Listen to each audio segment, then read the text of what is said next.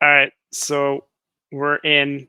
We have been let down by yet another Toronto sports team. Let's recap 2023 Toronto sports playoffs. We'll even, you know what? We get to group in a different team too. Toronto FC was depressing as hell this season, so they get lumped into this one. So congratulations to Toronto FC on being relevant in this chat for the first time ever. We had the Raptors blow a lead in the play-in, whatever garbage that was. They sucked and they were depressing.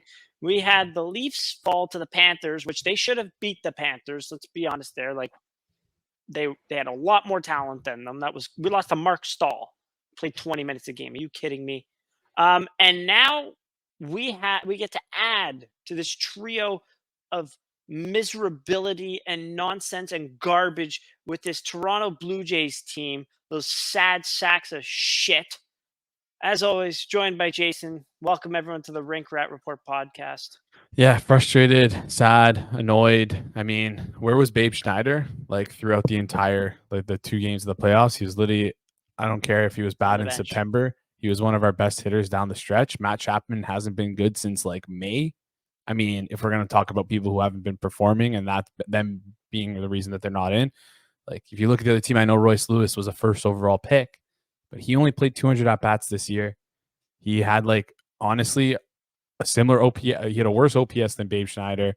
He had the same home run pace as Babe Schneider. Like Babe had a little bit of worse average, but still, listen, obviously comparing those two is bananas, but still, it's just listen, just throw the kids in.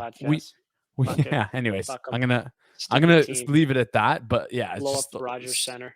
Anyways, so frustrated. Yeah, let's get into it. We have another few regular preseason games under our belts. We have a few more looks at certain players who impressed us. What are our thoughts on certain players, and are they going to be able to make the final roster? We'll say that. We also got news that the salary cap is going up, so we'll take a quick look at the roster for next season, as well as taking a look at specific players. I want to take a look at new look lines. The Leafs are practicing in Gravenhurst today, so we got some actual line combinations with everyone in one group together as they sent down all of the Marlies players that don't need waivers. I don't think anyone's gone through waivers yet for the Leafs, so we'll talk about those lines. Injuries, obviously, as well. And we're going to finish it off with quickly expectations for the regular season. And then last, we have a special interview with Canadian Olympian and actually gold medalist and silver medalist, world champion too, Laura Stacey. Terrific interview with her. But first, Jason, what were your thoughts on when you saw the lines for today in Gravenhurst? We'll go with that one first. Okay, yeah. So I was a little shocked because, as you can see in my little description right here, Nylander at Sea Truther. I'm a truther. I believe in this, right? I really believe in this. I think it could work. And really, I didn't expect Fraser Minten to, first of all, make this kind of jump this early on in his career. If you look at his numbers, he was kind of listen, I never watched any game tape of him, so the only thing you can really go off of is his hockey DB, and that's obviously not the best way to go about it. But if we're going to talk about translating to the NHL, usually a solid point producer will be able to translate to the NHL very well. That's what you should be aiming for with those second round picks. And we didn't feel like he was that, right? He was fifth on his team in points. He had a lot of power play points, right? I mean, he was kind of points wise propped up by the guys around him. But obviously, this is what you miss when you don't get to actually watch him on tape, because he might actually have a good, I don't want to say two-way game, but he might have an NHL level kind of two-way game at center for him. I don't know about right now, but maybe in his future. And he could potentially be a shoo-in for the bottom six in the near future. I don't know how soon that will be. That could be this year. It could be next year. It could be 2 years from now. We don't really know. Maybe he needs some AHL reps under his belt. But I think that was the biggest shock. And if we're going to talk the lines quickly, the first line, as expected. Second line, instead of having Lafferty on that. What? Say the actual line. What was the actual expected line? Bertuzzi, Matthews, Marner. There you go. Then Domi, Tavares, and then Lafferty, who was normally on that wing. It's Nylander there now, who's off center. And then the third line was Nyes, Minten, Yarncrook, who we will get into later. Fourth line being McCann, Kampf, Reeves. Happy to see McMahon. Happy to see McMahon back. Good to see there. I mean, That was the biggest shock, though, the switch up at C and then seeing Yarncrook healthy. I mean, the extras, Robertson, Lafferty, Gregor, Holmberg, Clifford, it seems like those are the guys who are going to be in the mix here. Mhm. Maybe they think like this guy has improved a lot in camp and has shown them good things. So let's give him the opportunity to come with the team and like reward him for looking good in camp and excelling and doing all the things that the team has asked him to do. I just still doubt that he sticks. And I think this is more of a 9-game sample. yeah, I think this is like more of a yeah, like just I don't even know if I honestly don't even know if he'll play this season for us. But yeah. Okay. Yeah. So there are 2 more preseason games occurring Thursday and Saturday before the first game in Montreal on Wednesday there. I do like what you were saying in terms of his two-way game. I would say has been much more impressive than I thought. I thought maybe like he doesn't have the big like the physical kind of skills. Mhm. And last season, to your point regarding the hockey DB scouting, which is not always the best way to do it, I would look a little slightly bit deeper, but his even strength points were horrible. Like his even strength points per game were terrible. It was a lot coming off of the power play. But what I saw with him was he was creating a ton of turnovers. I mean, his assist on I think it was Friday where he stripped the puck on the penalty kill, got it to Matthew Nyes. Matthew Nyes was able to score. Beautiful stuff right there. Finishes every hit as well. Sheldon Keefe, I believe, was very happy with the way that he was matching up against some of Montreal's top guys too. So that was impressive to see there. I mean, it seems like they're giving him more of a look than what they would Holmberg. Holmberg Mhm. was decent too. I think I saw some of the similar things between Holmberg and Minten, which was interesting to see. I will say this: I think a lot of like the production and the scoring chances were the direct result of being paired with Matthew Nyes. Though Matthew Nyes has been very impressive this training camp, and I would like it if they were to dial back his minutes in preseason a little bit, so we're Mhm. not running him ragged before the regular season starts. Yeah. So, and I want to touch on your point quickly there.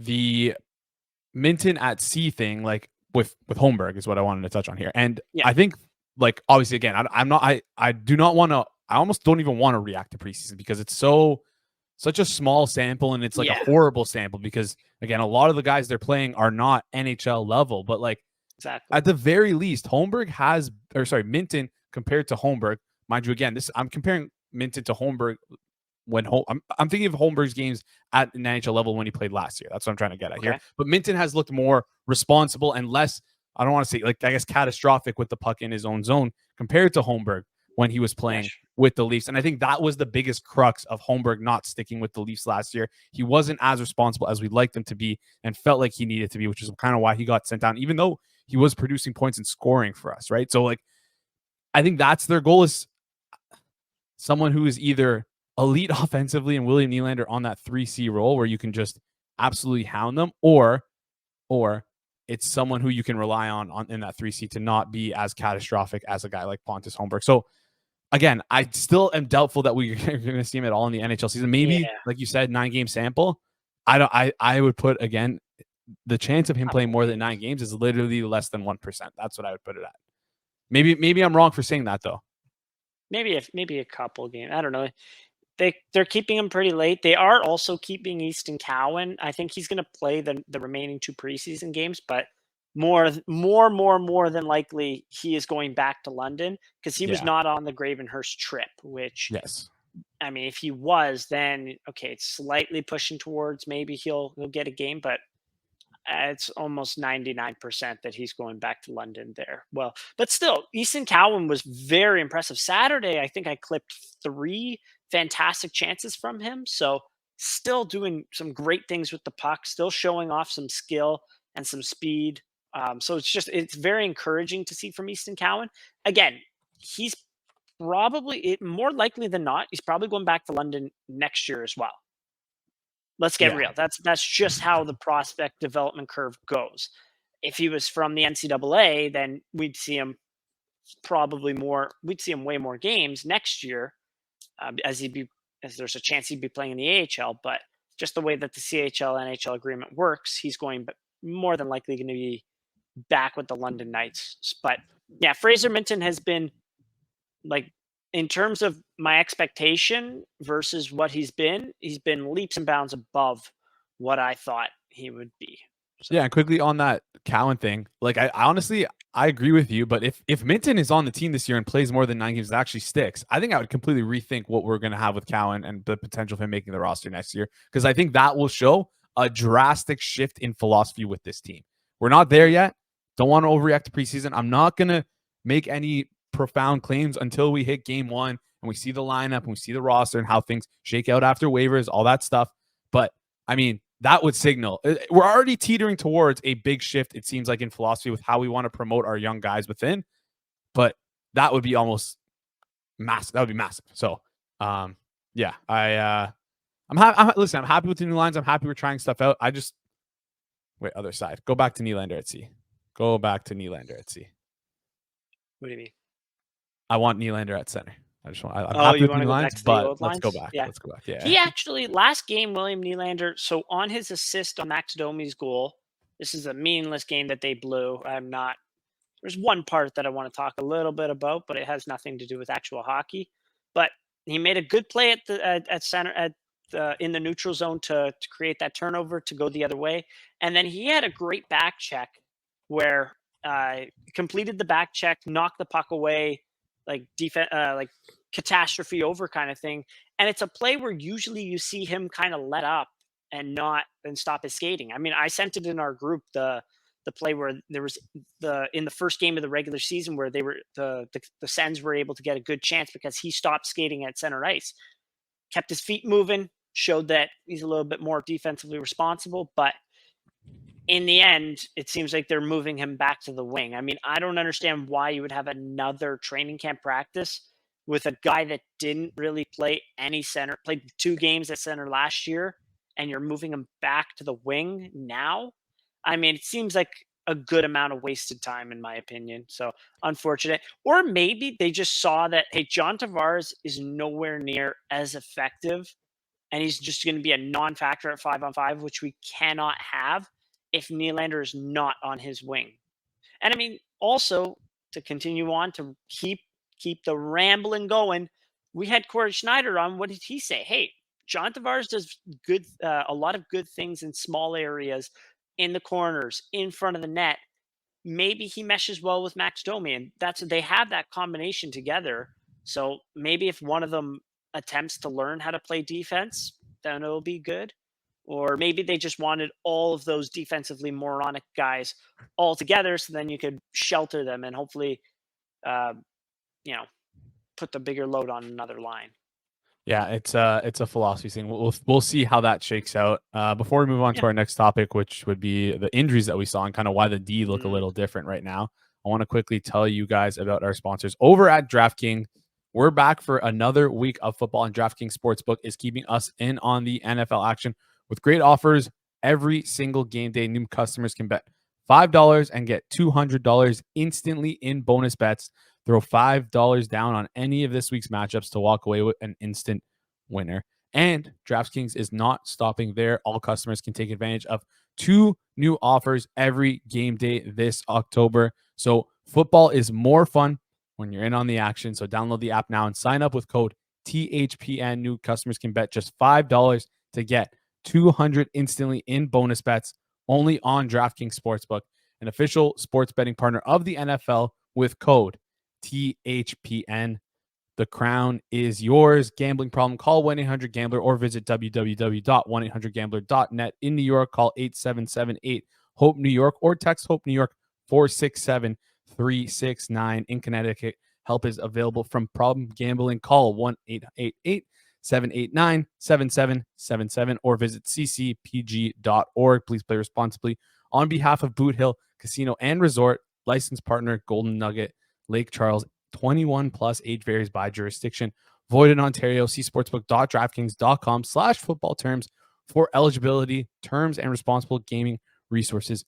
Bonus bets expire 7 days after issuances.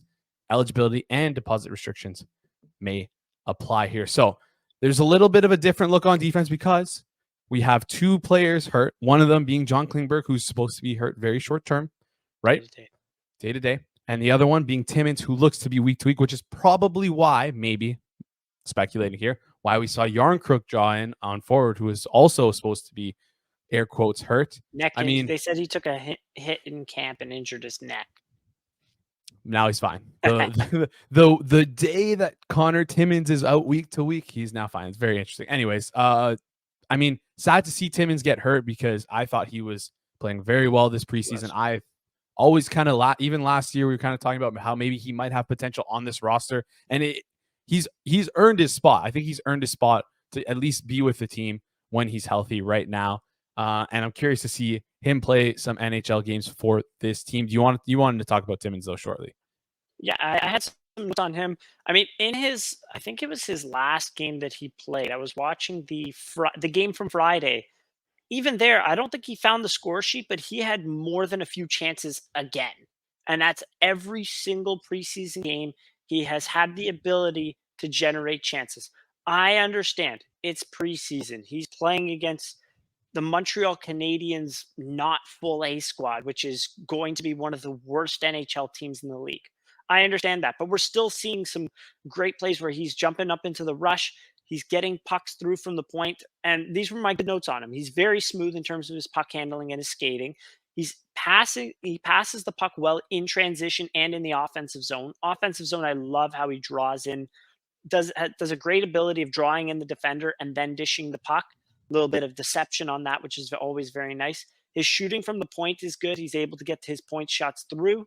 The issues that I'm seeing with him, we saw it last year. If you remember the Boston game where he was paired with Riley and it was just a total disaster, I think he made a misread at the blue line. It caused good chance the other way and ended up in the back of the net.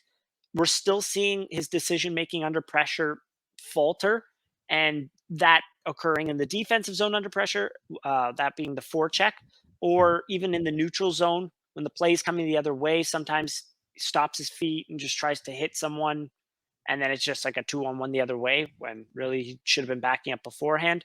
As well as at the opposing team's blue line, just not making that the right decision very quickly there. So the decision making is still showing and rearing its ugly head, but I mean, just the transition game and his ability to generate offense has been muy bien. Yeah, that's what we want to see, right? Because I feel like we've been asking for, in the playoffs at least, more offense from our back end. Really, Yeah, last year it was only Riley. I mean, Sandin 2 or 3 years ago, Giordano a little bit here and there, Muzzin a little bit here and there, but it just feels like we could get a little bit more. And I mean, if Connor Timmins can shore it up, maybe he might be the guy. We'll see. He's still week to week. I don't. We also don't know what I didn't write down the exact injury. Do you know what it is? Is it like groin. a groin injury? That's not good. Yeah. That could be a lot longer than week 2. That could be like a month to 2 months probably. Just with that. We don't know. Isn't long term like 4 weeks plus or something like that? I think so. It's So he's 10 plus probably games and 4 weeks plus. Yeah, so it's going to be I could see that happen. it's going to be a long time. So be interesting to see. It's unfortunate though. Like frick, like the kid's had so many injury issues throughout his whole career. Finds a little bit of his footing in Toronto, gets a good chance in the first line, just up and down and up and down and up and down. You know what? It's another down. Let's see if he can get back up. Exactly. It's a good way to put it here. You wanted to touch on a couple other guys, starting with, let's start with Nick Robertson here and your thoughts of him in the preseason. So this is something I forgot to mention beforehand, but there's something I've been marinating on all week, and that's why do certain players perform well in the preseason and not in the regular season? The number one thing is if a player is a good skater, they're more than likely going to be generating some more offense in the preseason than the regular season. And that's because with that extra step on some other guys, you're able to create that much more space. You're able to create that many more good chances than in the regular season. But in the regular season, you're going to have to be thinking a lot more. You're going to have to be moving the puck quicker. Like that space is not going to come such as it did in the preseason. I mean, when you look at it, like Josh Hosang looked fantastic in the preseason a couple of years ago. What happened in the regular season? We watched him. We're like, this guy's totally brainless. So that happened there. Like Noah Gregor has been putting up points, but that's another guy. Like I don't see any outside of the speed. I don't see very many hockey smarts. Like, he's not that skilled. He's not really generating, like I see the speed, and he is like I would like him as a 12th forward, but he's lacking some other parts to his game. And to transition into this, so why is Nick Robertson generating 7,000 chances a game and not really doing that in the regular season? Well, here's what I came. I watched a bunch of Nick Robertson. This was the conclusion I came to. His points totals definitely don't match the chance generation this preseason. He's been all over it. Posts, great opportunities, good saves, you name it. He's been fleeced more than a couple times. He had a fantastic goal on Saturday. A little backhand, forehand. How do you do on Montembeau? His shot looks hard. His hands look great, and his skating looks good. His edges and his speed. He's still small, so he's getting knocked around a little bit. But if he gets a little bit of speed, he's throwing his weight around pretty good. And then he can get himself the puck, but isn't that great at like stripping other players. And he hasn't been doing as good of a job as like Nyes, Minten, even Cowan. I think has been doing a little bit of a better job than him. The issues that I'm seeing in his game, aside from him not being able to stay healthy, 100%, if he stays healthy, he definitely deserves more than a few looks through the regular season, whether that's now or whether that's in 10 games or so. He definitely deserves a look because his physical skills are good. The issues with his actual game I'm seeing, though, he doesn't think the game fast enough. He doesn't make those decisions and plays quick enough when pressure's on him. Like in tight spaces, he's not really making a play like a bang bang play like he should. He's still struggling to generate chances off the puck, and he's also struggling to get chances in tight. Like you'll see him flare out and then take a one timer. It looks so hard, but more often than not, actually, his placement on a lot of these quick shots is going straight into the goalie's chest. Like especially off the one timer, his aim on the one timer has been pretty brutal. So I haven't given up on him at all. He really needs a stroke of luck when it comes to his health, and he needs to start, I know he's small, but he needs to start figuring out ways to get to the net and find space closer to the net as opposed to taking these seemingly fadeaway 3-point shots, right? So yeah, that's fair. I wonder if that's just like a mental thing where it's like he feels like he needs to like do something, right? And if at the very least it's creating scoring chances, he's okay with it. Like forcing it to do something, instead of creating shots where it's like, oh, I'm going to come in and then I'm going to flare out and like your momentum's going this way and you're open, but you're kind of leaning back on that shot and it's just going straight into the goalie's chest. And it's like, you created that chance, but I've seen him do it way too many times where it's like fade away, like for 3. It's weird because his brother has such a disgusting shot. And he also has like a good shot too, but his it's brother just like, though gets to the areas. You got to find the soft spots, and it seems like also he's taking more of a role of carrying the puck, whereas Jason Robertson just like doesn't. Rupe Hintz, go get it. So for sure, I agree. But yeah, then moving on from there, you wanted to talk about Timothy Liljegren. Yeah, I've been impressed with him in terms of his offensive generation. It's the preseason again, but he's been pretty good. I mean, a lot of people, including myself, have liked what we saw with him with McCabe. Liked what we saw with him over the weekend. Like he's getting shots through from the point. He looks more poised with the puck. His confidence looks good. So, I mean, I've been happy. I've been happy with what we've seen from Timothy Liljegren. Timothy Liljegren's an interesting case. Like, if you give him, like, if he starts the regular season, what are we getting in him? Are we getting the Timothy Liljegren of mid-season last year, or are we getting Timothy Liljegren from the end of the season? Like, where is his confidence level at right now? So, and what kind of partner are you giving him? Because that's also very important. Yeah, and from the way that the lines went, it seems like he's going to be almost locked in on that third line right. They want to give right Klingberg, I think, the top 4. Yeah, which I mean, like, hey, that's fair, but we do want to see those little steps going forward for Liljegren on him. Klingberg's such a wild card; it's insane. Well, it's going to be just exciting. It's going to be exciting because if I feel like we haven't had, give me the wild card, and if he flares out and if he's shit, like we can just ship him off. It's not that big of a yeah, deal. I'd rather just take a swing and miss than just sure. stand there looking like Cap and Biggio. But anyways, enough baseball Ooh. references. Let's I mean, Brandon Belt. Biggio Belcher. finally got a hit. Brandon Belt You could did literally nothing. say anyone on that roster. Bar show. Yeah, What a Chapman. bunch of Like, anyways, right. another guy you want to touch on. We touched on him a lot, but like, let's just give quick thoughts. Matthew Nyes. I mean, he's just been dominating preseason, but yeah, Just give a him more of his dog. flowers. Just a dog. What an engine that kid's gone on him. Like the hands and the size on him is fantastic. I would like him to be a little bit more efficient with his size. He's very strong, and he does have the ability just with his upper body just to like knock guys just by pushing them and like going body to body on them. I would like him to try to go more on the inside hands a little bit, but I mean, throwing body to body and knocking guys over is also it's very nice when you can do that. Um, yeah, in terms of what like we saw last year compared to now, like I think you remember that issue where he was holding his stick upside down? I Yes, haven't really seen that at all. So that's been fantastic to such see. a weird habit. Yeah.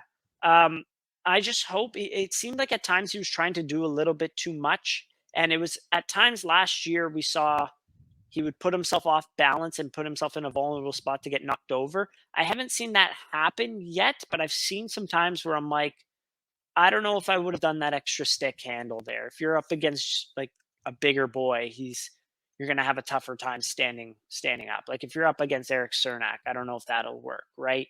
So still that's something to watch on, but definitely and like also with him, like the points total I would say from the preseason has been tad inflated. Some of the goals he's scored have been kind of shit. Like like a wraparound, an unimpeded wraparound from the goalie's blocker hand to his glove just finds the back of the net. Like that should not be happening.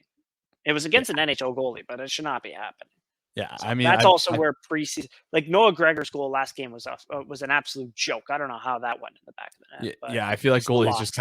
kind of go in just to soak pucks and get warmed up. You know, like they don't really try and like they're not out here just going out of their way to make crazy saves and like, or at least the ones that have Well, roster spots locked I in. mean, make a save. I don't know. Yeah, It I would be guess. definitely weird. I think a lot. No, goalies definitely do use this as like they treat it as seriously as a regular season to get ready. But Maybe. anyways, yeah. Well, let's for some of them, let's hope Matthew not with the Knight is a goals. dog, though. I'm Yeah, so excited for him. That's such a juice to the lineup. You have no idea. Well, you yeah. do, With but no, with one dog going from one dog, excuse me, to another. Ryan Reeves. Ryan Reeves. So I wanted to get what were your thoughts on the Ryan Reeves signing? Like, yes or no? Do we need Ryan Reeves in the lineup?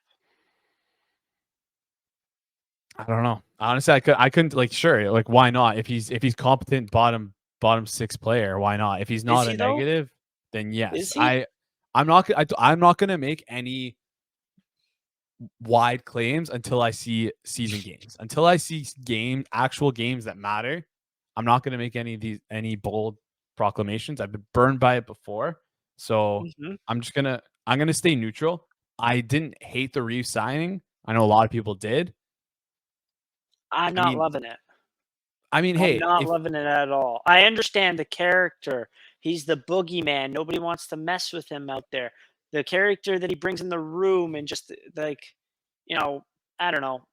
He is what you need in the room. My issue is just like if you're going to put him with David Camp, is David Camp going to be able to absorb heavy defensive minutes now? Ryan Reeves can't get the puck out yeah, that's a unless he's problem. shipping it out to ice it. Yeah, That's an issue right there. Like his play is just not to the level that you want a defensive fourth line. Like last year we tried to even theorize of what was his name? Abe Kubel and Aston Reeves, and that was a total didn't work. disaster. Didn't work. But like I feel like Ryan Reeves is a step down from that. Like I don't I could see understand that. the defensive utilization of David Camp and then putting him with Ryan Reeves. I don't see that in theory working there. Number one. Number two, there was a play at the end. I was near the end of the second period in that game against Montreal. Timothy Liljegren smoked Logan Mailloux. It was a beautiful hit. It was lovely to see him. Mailloux tried to fight him, and Timothy Liljegren laughed at him. That was awesome to see. That's the character you need in the lineup. That was clean too, by the way. Like oh yeah, it was clean. Yeah. Anyways, sorry. Keep on. So clean. I took out my cell phone, took a picture of it, and sent it to Logan. That was a terrible joke. But anyways, then the play went the other way, and it was a stoppage, and Nick Robertson got pissed off, and he gave Jackeye a hack, a two-handed hack. It was lovely. Not legal, but it was lovely. And there was a scrum on the ice, right? Domi got, Domi's 5'9", so he got taken out right away. It was funny because he was looking to fight someone, and then Gallagher came in front of him. And I don't know if it was like Gallagher's my buddy, he's a vet, I don't want to fight him kind of thing. Or if it was potentially like Brendan Gallagher's from out west. He's a maniac. This guy chews cement for breakfast. I would get my lunch fed to me if I tried to do anything near him. But then the camera panned to Ryan Reeves. Where was Ryan Reeves? On the bench. If that same situation happened, it's Austin Matthews, whoever out there, Ryan Reeves is still going to be on the bench. What's he going to enforce there? He didn't do any. I understand it's preseason. He did nothing the rest of the game. He didn't beat anyone up. Probably threw a couple of hits, but nothing happened the rest of the game. Right? Like, I just don't see it. It's a spot that, like, if Ryan Reeves is playing in the playoffs, I think that's a total mistake. And a lot of people in Minnesota will agree with that. Yeah, that's fair. I mean, that's very fair. But I feel like Ryan Reeves Get ready for it. Get ready for it. There's going to be a scrum on the ice. They're going to pan to Ryan Reeves, and he's going to be on the bench. And it's like, what the hell? Like, okay, awesome. We had the same situation with Simmons last year. Even if there's a situation happening on the ice, the refs are going to pull Ryan Reeves away. Didn't we see that with Simmons? Yes, that's true. But I'd argue that, well, Simmons is younger than Reeves, which is crazy to think about. But also Ryan Reeves, to be fair to him, his game has aged a lot more gracefully than Wayne Simmons' game. So I'll give him a little bit more credence for that. Sure. And then I don't know. I just feel like the Reeves is like the fuck around, find out graph. Fuck around, find out. Right. So, I mean, listen. It gave me the heebie-jeebies. I saw it. I had just been laying off the Ryan Reeves takes all year, and then I saw that, and I was like, this guy's on the bench. Ask David Clarkson how effective jumping off the bench is going to be here. Like, I'm not too worried about it. Frustrated me. Yeah, that's fair. But I feel like, again, like, he's only going to play like 5 to 8 minutes max a game. So it's like, let's not.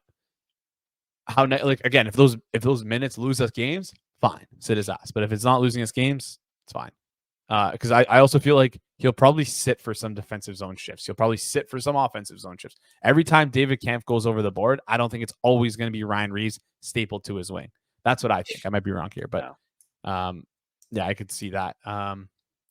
It was concerning. I was like, fair enough. I don't know. Well, I think the best utilization. Well, actually, is it like a speed guy next to David Kampf? The issue is our speed guy. We've been Sam Lafferty is dumb as hell. We've been through so many of those guys before, and it's just never worked. It's literally never, ever, ever worked. And we do have speed, like, and Nicholas Aube-Kubel, and not a speed guy. He was a nothing guy. Well, that's the problem. All these guys are nothing guys. If they're good enough, if they're was a speed guy.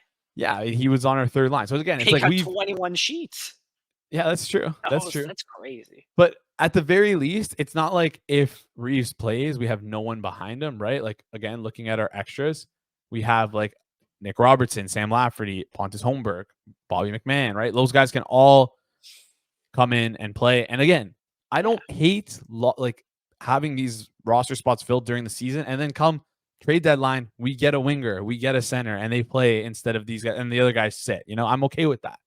That's part of the evolution of like a team throughout the season. So like, you need guys to play 65 games for you before the trade deadline, though. And is Reeves the worst guy to do that? I don't think he is. No. But I can see your concerns. I just want to play devil's advocate there. It was I don't know. Fair enough. Anyways, like you can argue, okay, but Tampa had Corey Perry, Pat Maroon on the fourth line. Those guys can't skate. Somehow they were effective. They made it to a Stanley Cup final, but they had Belmar in the middle, and Belmar was only making like $750 league minimum. Like we have a fourth liner taking care of two grit guys making 2.5 or whatever. I don't know. I was just like looked at it. I'm like, something's off. Something's fishy. Yeah. Yeah. But Yeah. anyways, fair enough. Anyone else you wanted to touch on? Mikko Kokkonen? Kokkonen was definitely more impressive than I thought.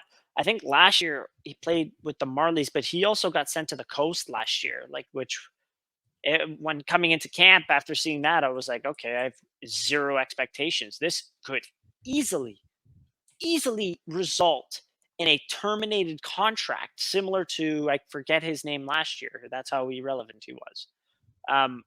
But he performed really well. He played well at the what's it called?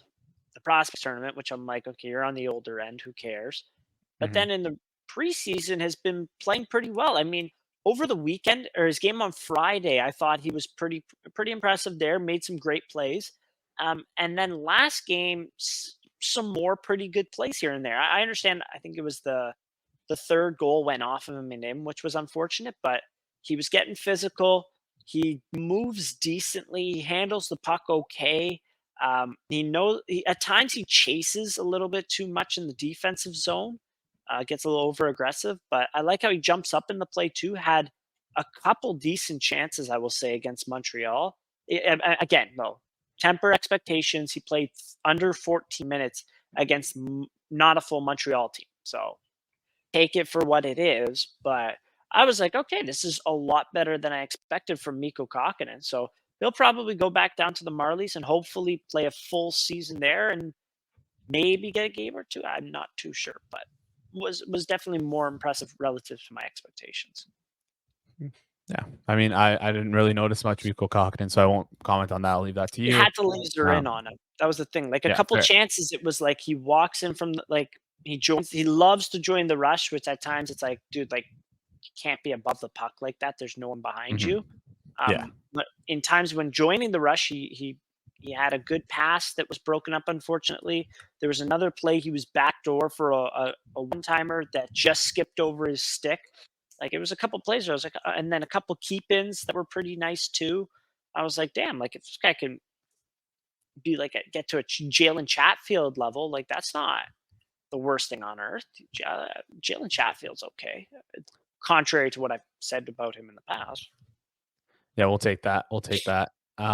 Last thing before we throw to the interview, quick expectation for the entire team. Let's say like points and like expectations for you for this team for the regular season. What do you expect? So now Vasilevsky's out.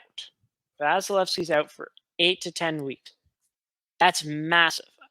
Johansson actually has back-to-back shutouts in the preseason.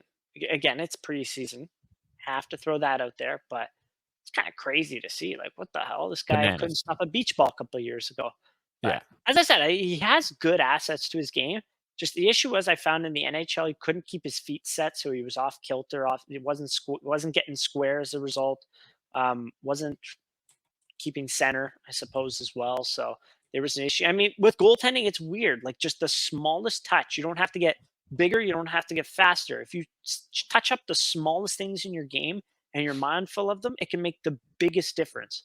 So I'm curious to see how that works down there. But they have Johansson, and that's it. So naturally, everyone's been connecting the dots. Who's a goalie that's likely supposed to be the third goalie that played NHL games last year? The only one really seems to be Martin Jones, who's been solid for the Leafs this preseason, which is exactly what you want to see. I mean, I hope he sneaks through because I don't think the Leafs have I don't want any of the other guys playing NHL games this year. I don't think they're anywhere close to being ready. So the Leafs are in a bit of conundrum there. Do they try to hold on to him? I don't know if with the cap they're going to be able to. do they try to get something out of him, trade him to Tampa Bay? But it's kind of looking like Tampa Bay's probably going to take him because they need another goalie. Like they have Matt Tompkins and someone else down there, which I wouldn't be. I don't know if I'd want to go Johansson and Matt Tompkins, right? Yeah. So just quickly doing the math here. I want to say, can we hold? No, we can't. Okay. Yeah, it might be tough for us to hold these 3 players here with Timmins on LTIR because he's not worth as much to the LTIR with it's worth only that 1.1 mil here. I mean, I thought with injuries we'd probably just be able to keep him. I think if I'm Tampa and I'm worried about this stuff, I would just trade for him. Like if I really wanted him. Yeah. Because What would you get for him? Like a 6th, fifth, hopefully above a 6th. 7th. Yeah, like a pick. Like Yeah. the thing is, realistically though, I'd actually take 2 7ths over a 6th. I don't know if that's stupid, but I think the more darts you can have to throw at the board, the better. Sure. So because I feel like once you get 5, 6, 7, it's all generally the same. Everyone's basically everyone has their own board of 100 players, and no one has like a consensus board, so it's not like Anyways. So you're 100% correct on this. And the story that I know what happened with one player was that Stefano Pizzetta in his draft year was not ranked anywhere. He was like, what is there? There's 7 rounds. At the time, there was 30 teams, maybe 31, I don't know. So 237 picks. He was ranked like 250 or whatever, and he went in the 6th round. I don't think Montreal had a 7th, but he went in the 6th.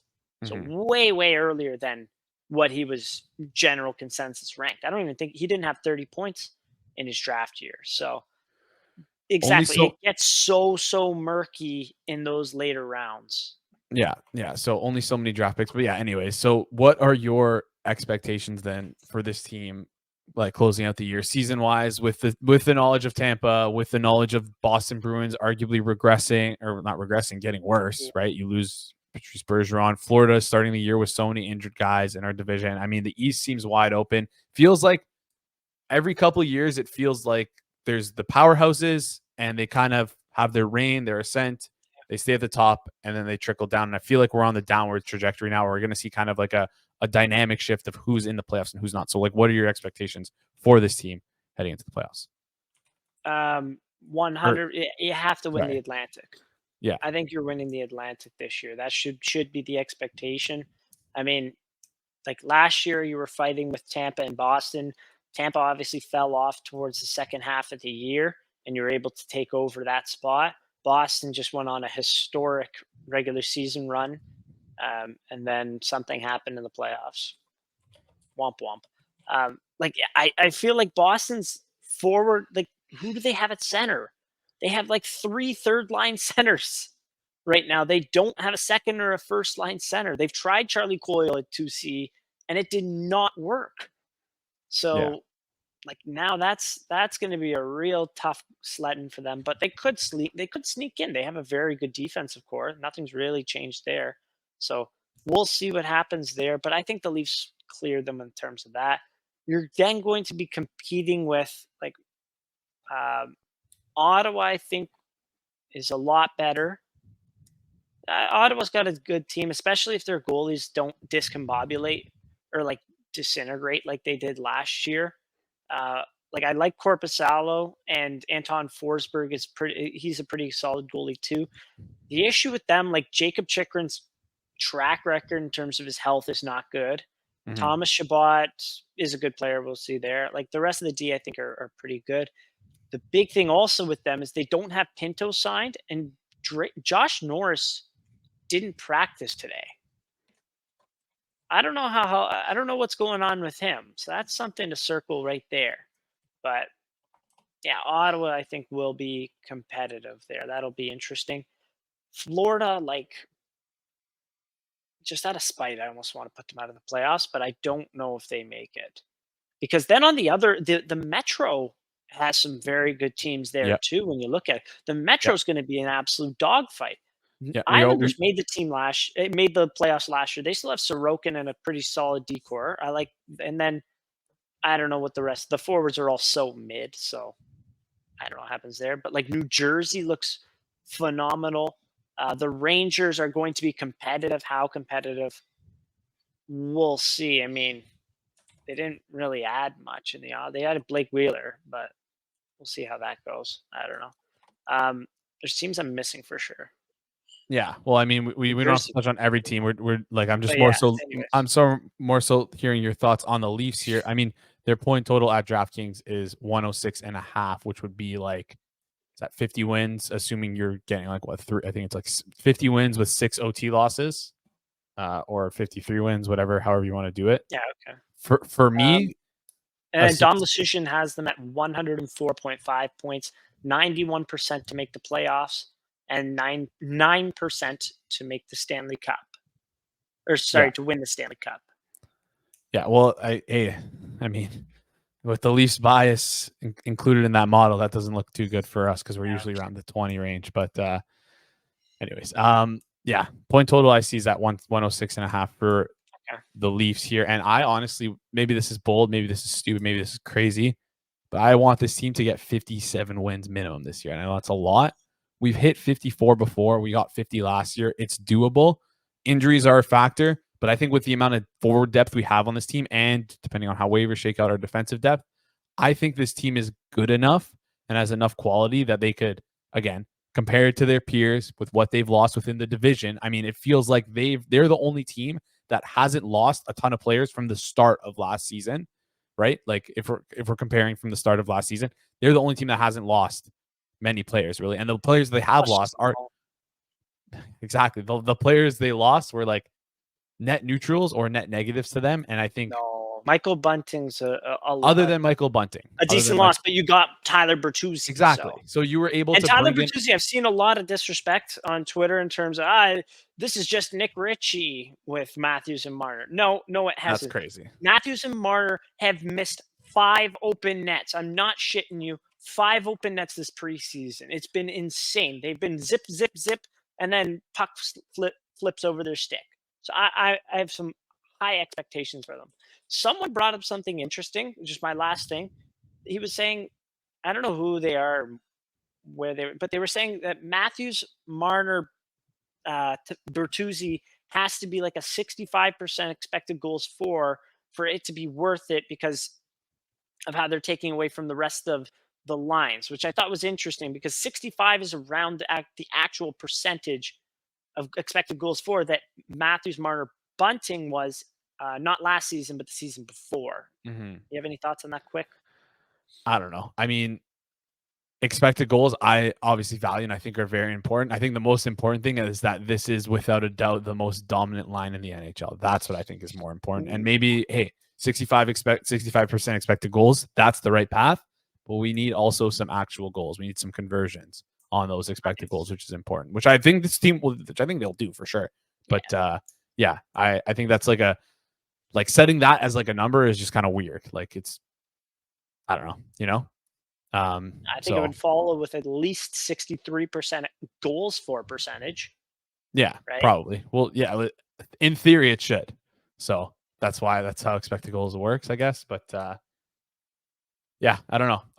My expectations for this team, sky high. I mean, it should be. So we'll see. If not, whatever. I'm just excited to get the season started. So you want to throw the interview? Yep. Let's see it. Let's throw it to the interview. Laura Stacey.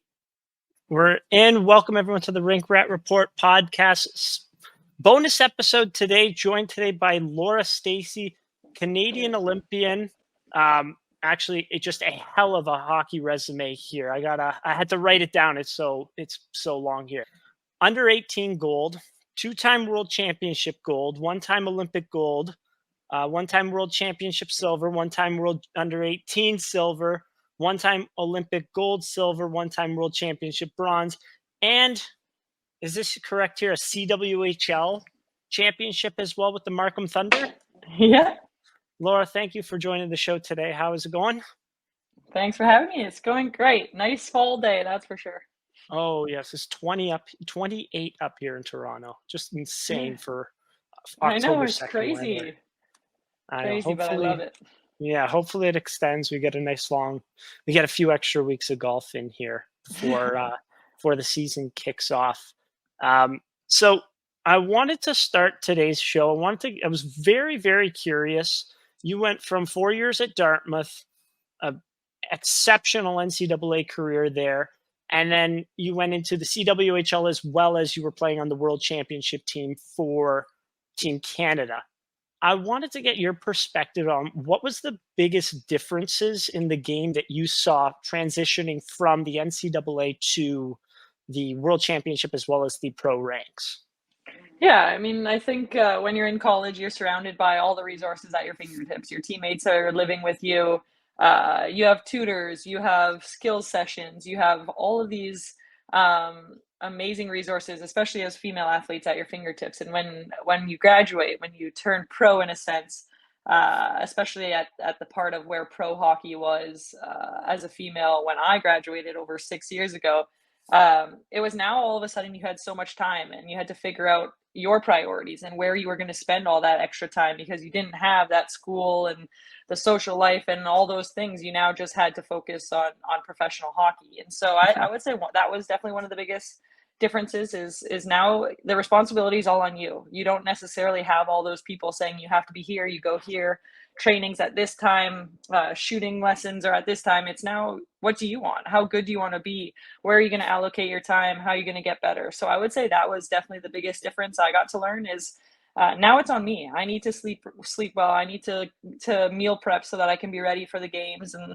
practices and all those different things. Obviously, in terms of hockey and on ice and the game that way, it's another level. I think as you kind of go up the ranks, you make it to the national team, you turn pro. Every single level, there's that jump in speed, in decision making.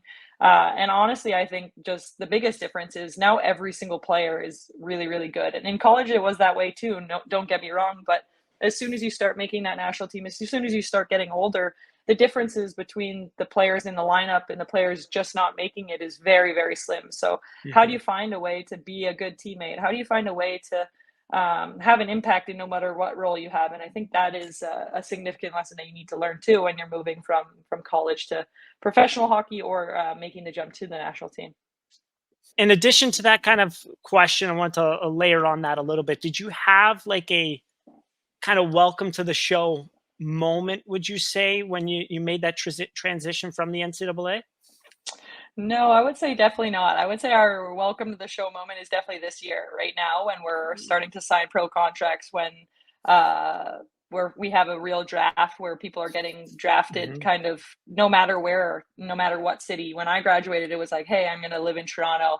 That's where my parents are from. They can help me pay rent for the time being. And I live in this area. So, hey, Toronto or Markham, can you draft me? And nowadays, and today, this very day, the PWHL, that's not what it is. It's an integral draft, and it's people choosing to make the best possible team that they want to have. And so I think that was seeing that draft, getting to sign in free agency. I think that was the first moment I was like, aha, this is pro. This is what it's like to make it, to become a pro, to have those resources available at your fingertips, to be surrounded by a professional team behind you. And I think that was, it's crazy. Obviously, and it's totally different on the national side of things. Every time you show up to a Hockey Canada event, it is completely professional. So I think I've had my moments there, but it's totally different when you're just going there for a week, 2 weeks, a month, and then you come home to back to that professional lifestyle, and it's not there. So I think in general of like that wow moment of women's hockey has made it is definitely more this past month than anything, for sure. Yeah, and we got the season starting in January. We're really looking forward to that. This is a Leafs podcast, but definitely begrudgingly almost going to have to be cheering for our PWHL Montreal there. And so in terms of your play style, was doing some research the other night there. It seems like a lot of your offensive generation is coming with your speed, like just a very like a long and fast stride, as well as off the one-timer there. Was this something that you had to kind of carve out yourself and change, or has this just always been a natural kind of ability and the natural way that you've been scoring and contributing offensively your entire life? No, I think it's definitely I've had to work on and improve. I think having the opportunity to play on the national team and kind of realize the impact you can have in no matter what role you have, and I think that's something I've really learned along the way. And you kind of mentioned it before, but carving out a career and by being a good teammate, having an impact in no matter what role, and I think that's a tough lesson to learn sometimes when you are in the NCAA and things go a lot more smoothly, or you're on the first line, or you're on the first power play, and then you make that national team, but you're not quite in that same role that you're used to, or the one that you've always wanted to have. And so I think for me, that was definitely a learning moment. And how do I produce in this new role? How do I have an impact in this new role? And so it's still a process that I'm working on and trying to improve on, because it isn't easy. And there's always more room for improvement of like, hey, this is where I'm at, but how do I keep pushing? How do I keep pushing the team to be better, but also myself to be better? And so I think that being that more power forward, or being that more tough to play against,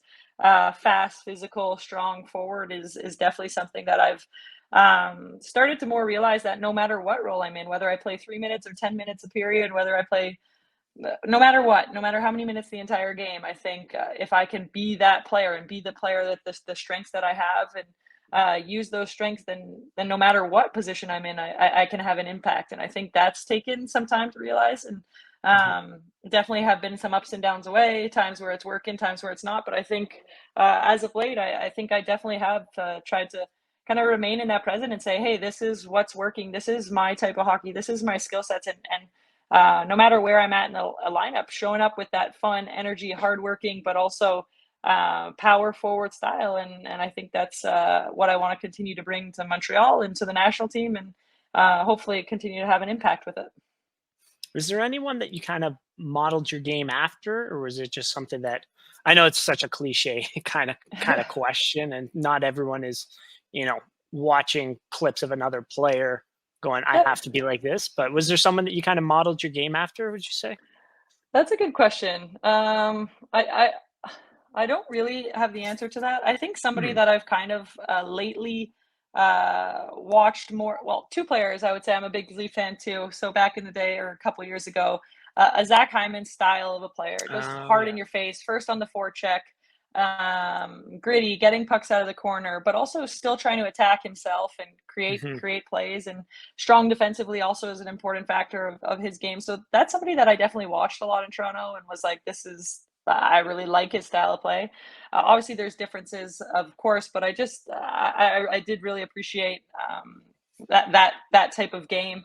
Obviously, Josh Anderson in Montreal, that bigger Mm. power forward, strong, still has quite a lot of speed. That style of play, I obviously look up to and watch as well. So I would say, obviously, Nathan McKinnon's power and speed is something Mm. that I would like just kill to have and to keep growing off of, because he's just impressive to see. But no, I think those other two are definitely guys that I've watched or watched video of or clips of, and even my coaches have sent me clips of those two players, and how they were successful, and how I can kind of Mhm. use similar strengths of mine to be successful in my own way. Exactly. Yeah, I do see it with Zach Hyman. That's a great kind of comparison player there. Um, I wanted to get into a little bit of the Olympic team there. You've been a part of two Olympic teams now, which when you say two Olympic teams, it's okay. But then when you put into context that that's 8 total years of your life there, it's pretty cool, pretty crazy to be a part of such a storied team for that amount of time. I wanted to get your perspective on what it's been like for your player development when you get to play and practice with the best players each day in and day out. How has Yeah. that had an impact on your play?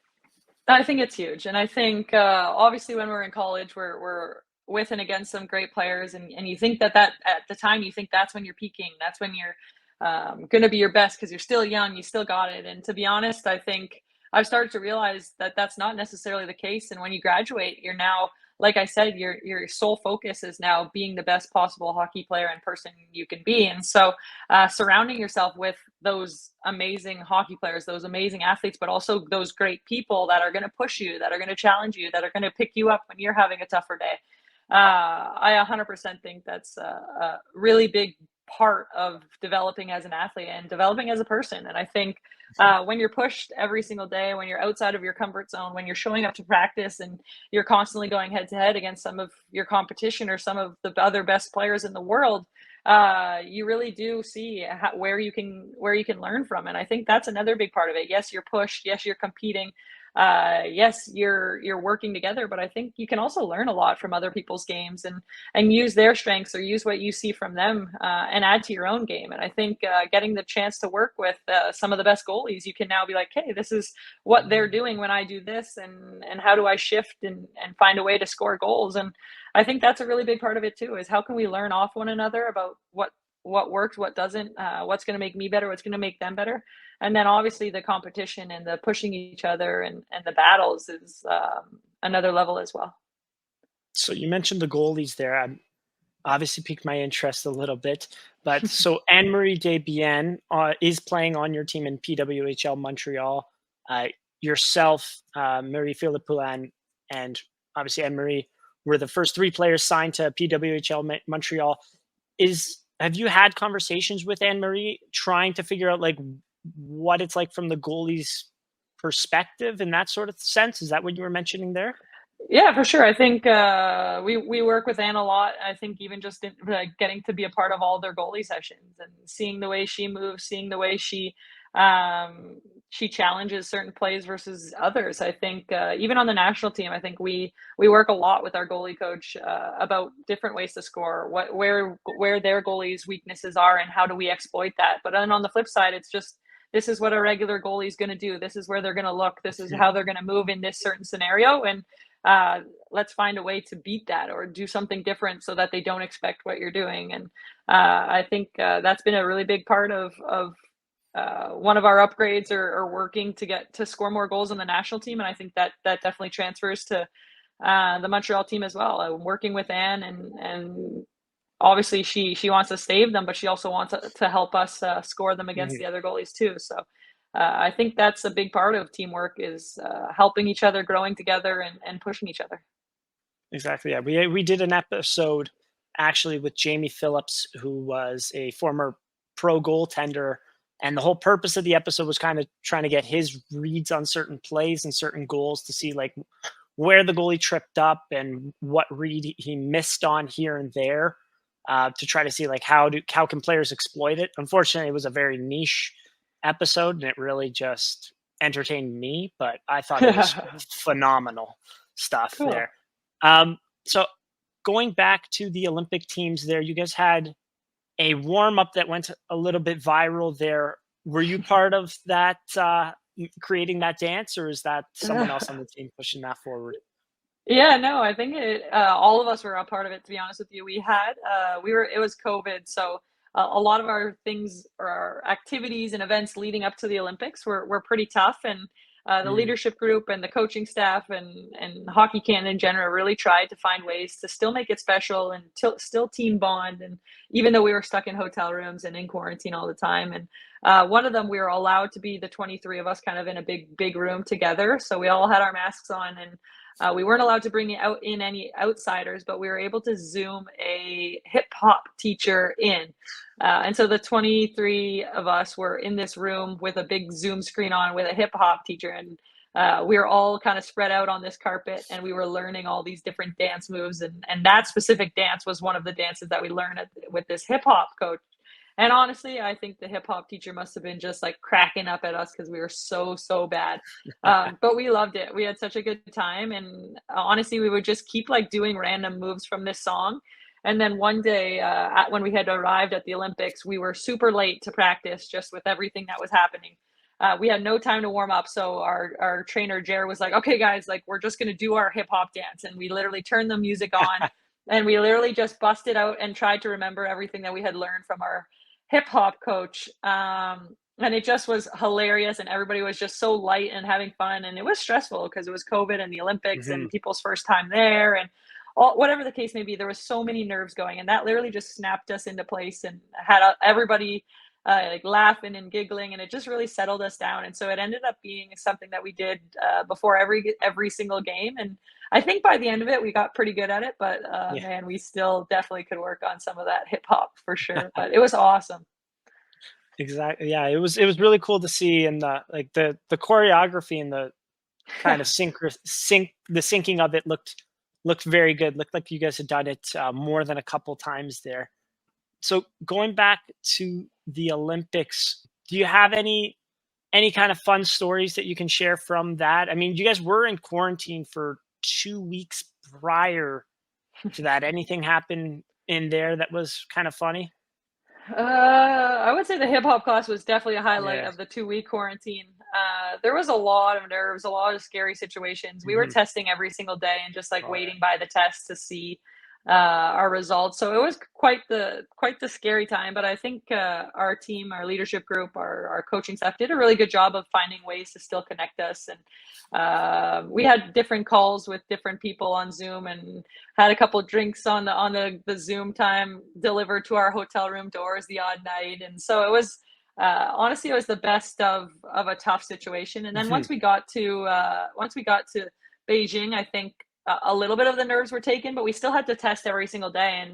And you wanted to be a part of that. You wanted to be at the rink every day and not be stuck in your Olympic room. So I think there was always that piece in the back of your head saying like, I got to do whatever I can to stay away from this, to stay healthy, to test negative. So it definitely took a little bit away from it. But to be honest, I thought it was still amazing being a part of the Olympic Village, and it's like the COVID Olympics. So nobody's ever going to forget that one, you know. And No. I think that's how we were all saying it. It was like one for the memory books. And obviously we still made the best of it. We had so much fun after we had won. I think it was kind of obviously an amazing celebration. But then the next 3 days, we were able to experience some of the other events and going to watch the other athletes. Yeah. And once like our event was done and we were celebrating and everything was, it's a lot easier to now like relax and enjoy and go and see these sports versus being so scared about testing positive the next day. So it was quite the amazing experience. And I think they did an amazing job of still making it an experience and still making it feel like the Olympics, even though our parents and family and friends couldn't be there.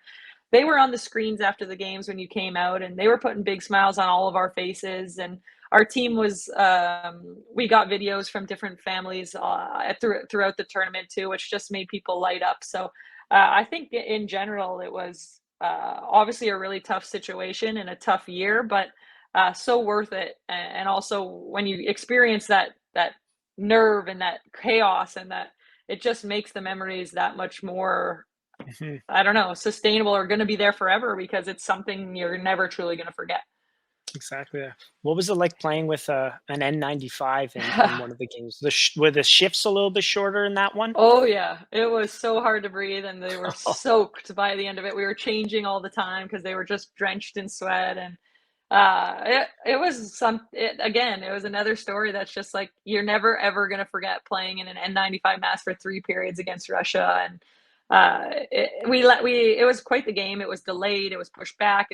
And we honestly were just doing our dance in the room. We were having the time of our lives. And I think that was one of our slogans going around at the time. Like, this is the time of our lives. Like, Mhm. yes, it's COVID. Yes, we're wearing masks. Yes, there's all these things that are not ideal at an Olympics. But at the end of the day, like, we're living the time of our lives. We have a dream that's come true. We're here. So let's make the best of it and let's enjoy it. And any bump that was thrown our way that year as a team, we just literally steamrolled it right over and had fun with it. And I think that was one of the biggest difference makers between winning gold and not.